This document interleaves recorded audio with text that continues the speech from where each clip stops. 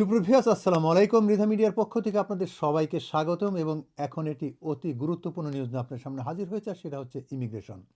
আপনারা জানেন যে ব্রিটেনের ইমিগ্রেশন সবসময় পরিবর্তন নিয়ে আসে, কঠিন থেকে কঠোর করে থাকে। এখন কঠিন থেকে কঠোরতর করা হয়েছে। আপনারা জানেন যে বেশ কিছু পরিবর্তন নিয়ে এসেছে ব্রিটিশ সরকার। প্রধানমন্ত্রী স্যার কেয়ার স্টারমার এবং অন্যান্য মন্ত্রীরা এইসব পরিবর্তনকে অনুমোদন দিয়েছেন।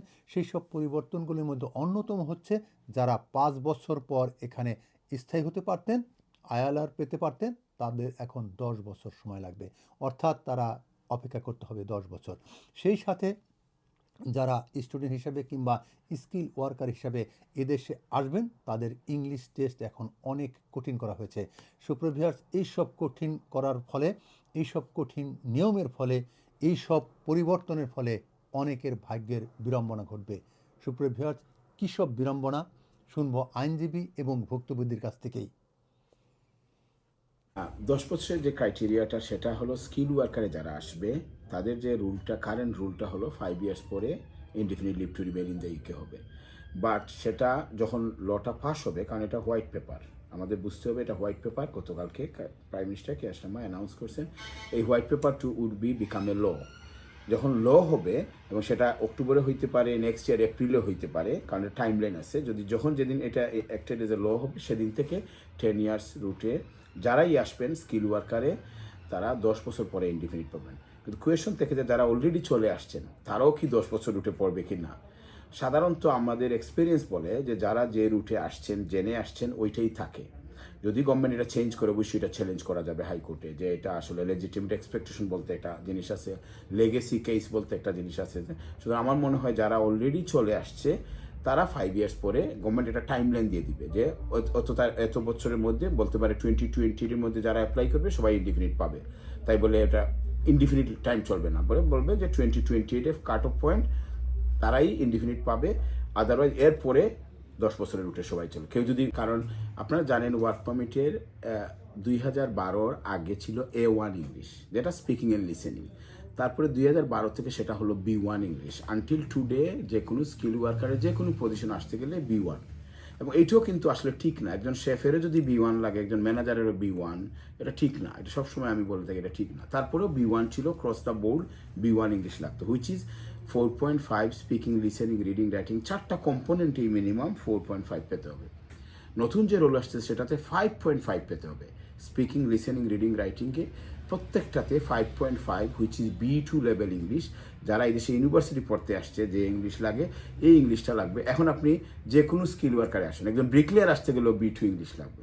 সুতরাং এটা আসলে একটা, আমি বলবো এটা হার্শ রুল। কারণ সাধারণত ব্রিকলিয়াররা GCSE ড্রপ আউট হয়, তারা যদি B2 লেভেলের ইংলিশ শিখতে পারে এবং এই দেশে আসবে, তাহলে আসলে জেনুইন ব্রিকলিয়ার পাবে না, এটা অ্যাবিউজ হওয়ার চান্স থাকবে। এইভাবে যেহেতু যে ইংলিশ ল্যাঙ্গুয়েজটা দেওয়া হচ্ছে, এটা আমি মনে করি যে ইংলিশ জানবে সে প্রপার স্কিল না, আর যে প্রপার স্কিল যে ওনাদের দেশ, ওনাদের মতো করে ডিসিশন দিচ্ছেন, এটা আসলে আমাদের বলার মতো কিছু নাই। আমরা অত্যন্ত দুঃখের সঙ্গে বলবো, ধরেন আগে একটা আইলারের জন্য মানুষ 5 বছর ওয়েট করতো। 5 বছরও সো ডিফিকাল্ট। ধরেন অনেক কোম্পানি 3 বছর, 2 বছর, 1 বছর করে চলে যায়।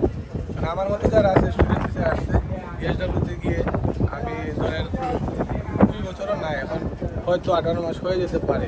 ওনার বক্তব্যে উনি এটা করছেন ESW। তো 18 মাসে আমার পক্ষে আর কত টাকা ইনকাম করা সম্ভব? ধরেন আমি ইনকাম করলাম 25,000 পাবো, একটা কোম্পানিতে আমি পারমিট নিলাম। একটা কোম্পানি কি 10 বছর থাকা সম্ভব? একটা কোম্পানি তো অবশ্যই 10 বছর থাকবে। 10 বছর, 2 বছর পরে একটা কোম্পানি চলে গেল, আরও 2 বছর পরে আরেকটা কোম্পানি চলে গেল। 10 বছরে আমি কি, আমার পক্ষে কি সম্ভব এটা করা? আমার মনে হয় কারো পক্ষে এটা সম্ভব না। এটা বর্তমান বিশ্ব ভারতে নতুন আমরা রুলসের আইসি আইন, তো ওয়ার্ক পারমিট বেশিরভাগ আমরা ইমিগ্রেশন থেকে আমরা এটা এফেক্ট করে। যেমন যে নতুন আমরা 5 বছর রুটে যারা লিগেল ওয়ার আইলার মারার এটা সুযোগ আসলো, আমরা ফিউচার ভবিষ্যৎ আমরা আমরা বালারা ফিউচার কিন্তু আছে 5 বছর। এখন দেখা যাক 10 বছর উঠে গেছে, আমরা মনে করি এটা আমরা লাগে অনেক ডিফিকাল্ট। যেমন অনেক ট্যাক্স দেওয়া লাগে, টাকা খাটি, ফিউচার লাগি আমরা অনেক কঠিন। আমি মনে করি এটা আমরা লাগে ব্যাড দিক, এটা পালার জন্য নাই। 5 বছর ওটাও আমরা লাগে পালার আসে। আগে অনেক ব্রিটেনের ধরেন সরকার দেখা গেছে যখনই কোনো ইলেকশন হয়, ইলেকশনের পরে নতুন সরকার গঠন হয় হলেই কিন্তু ইমিগ্রেন্টদের ওরা টুটি চেপে ধরে।